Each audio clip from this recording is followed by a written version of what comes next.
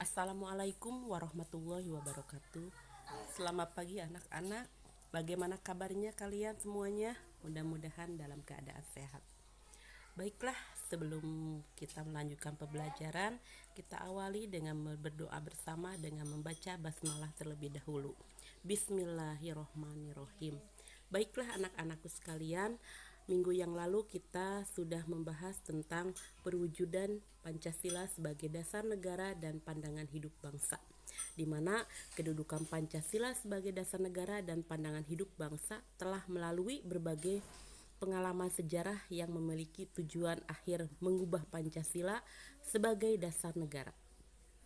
Berbagai tantangan saat ini dan masa depan juga dapat mengancam kedudukan Pancasila sebagai dasar negara dan pandangan hidup bangsa apabila kita tidak mewaspadainya.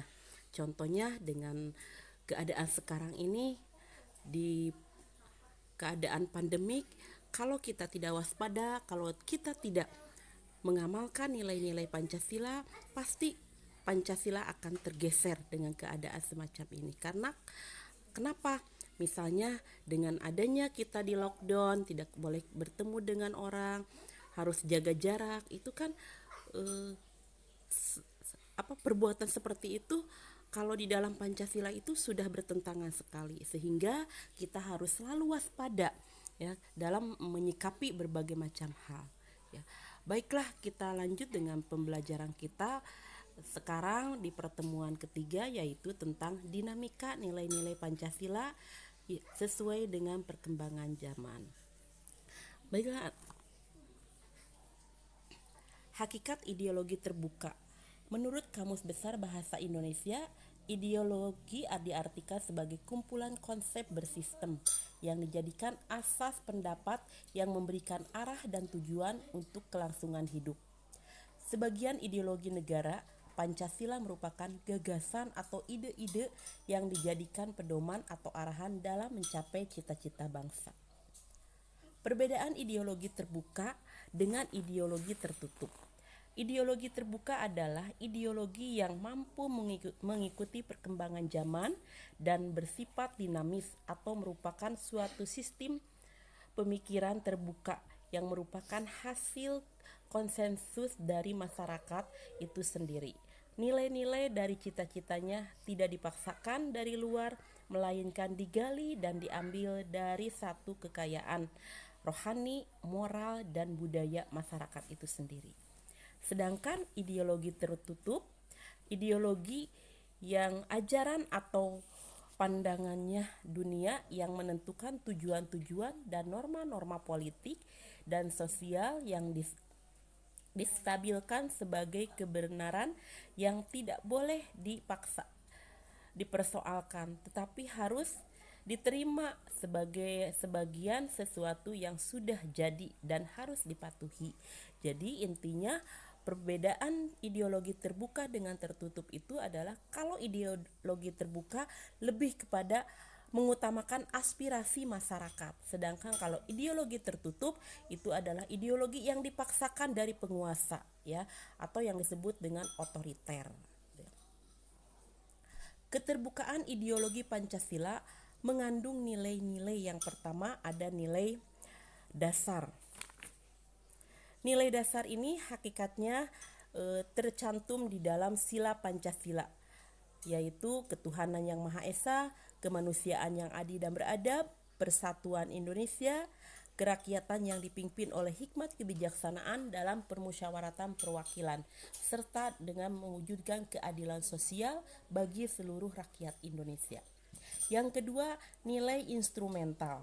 Ini sebagian dijabarkan dari nilai-nilai dasar ideologi Pancasila berupa peraturan perundangan dan lembaga pelaksanaannya.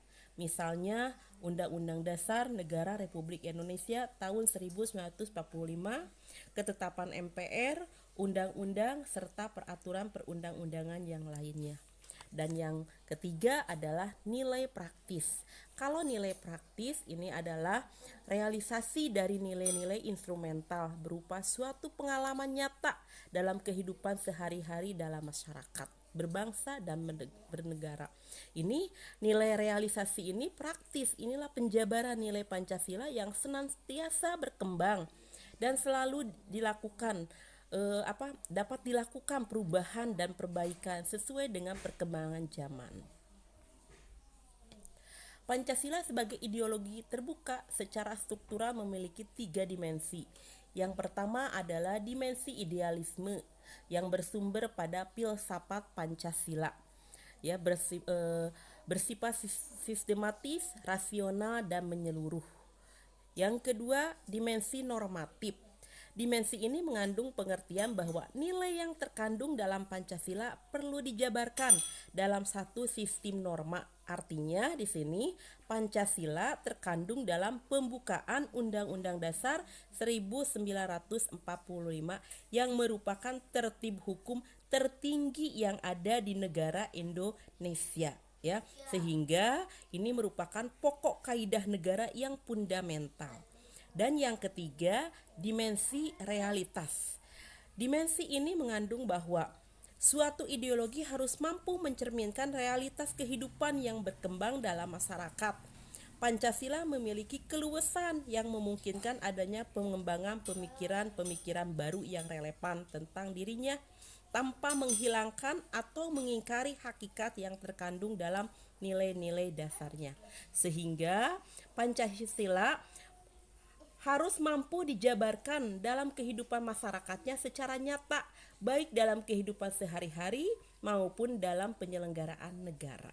Ya, sehingga di sini Pancasila itu, nilai-nilai Pancasila itu adalah nilai-nilai yang harus dilaksanakan dalam kehidupan kita sehari-hari. Contohnya kalian di rumah, ya sekarang dalam keadaan seperti ini, kalian belajar di rumah dengan jarak jauh, kalian lebih menanamkan nilai Pancasila itu yang terkecil saja dulu, yaitu di lingkungan keluarga kalian. Bagaimana kalian cara melaksanakan peribadahan, kalian cara menolong, saling membantu dengan anggota keluarga, itu salah satunya ya.